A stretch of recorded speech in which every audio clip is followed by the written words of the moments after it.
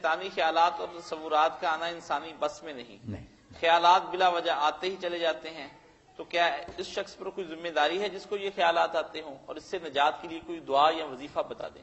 نہیں، کوئی ذمہ داری نہیں، یہ کوشش کرے کہ نماز کی طرف توجہ کرے. اور اس کے لیے ایک آسان نسخہ یہ بھی ہے کہ اگر کوئی پاس نہیں نا نماز پڑھ رہا، پریشان نہیں ہو رہا، آپ کسی کو ڈسٹرب نہیں کر رہے، تنہائی میں اکیلے، تو ذرا اونچی آواز سے پڑھے. کوئی نماز بھی ہو نا، جو پڑھ رہا ہے الحمدللہ رب العالمین، یہ ذرا اونچی اونچی کہتے جائیں. ایک وقت میں ایک ہی آواز کان میں پڑے گی نا، پھر شیطانی کیا ہونے، یہی کلمات آپ کے کان میں پڑھتے رہے. یہ آپ اپنی نمازوں میں کیا کریں کہ اگر پاس نہیں نا کوئی نمازی، تو سب کچھ جو ہے نا عصر، ظہر، مغرب، عشاء، سنت، فجر تھوڑی تھوڑی آواز سے پڑھا کریں. وہ پھر آپ کو نا اپنی کلمات سنائی دیں گے. عمومی حالت میں مولانا پاکیزہ خیالات کی آمد کے لیے کیا دعا کرنی چاہیے؟ بس اب وقت ختم ہو رہا، سب لوگ نا ایک عمل جو فجر کی نماز کے بعد شروع کریں، 41 بار پڑھا کریں.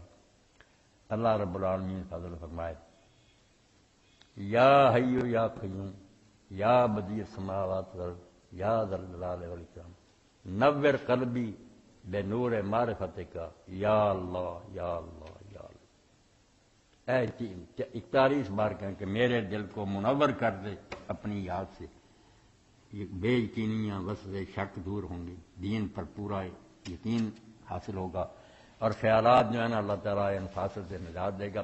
یا حیو یا قیوم یا بدیع السماوات والارض یا ذا الجلال والاکرام نور قلبی بے نور معرفتک یا اللہ یا اللہ یا اللہ.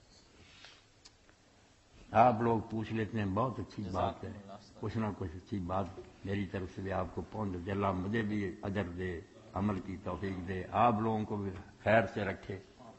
اسی کے ساتھ ہم آج کا پروگرام ختم کرتے ہیں. وآخر دعوانا ان الحمدللہ رب العالمین.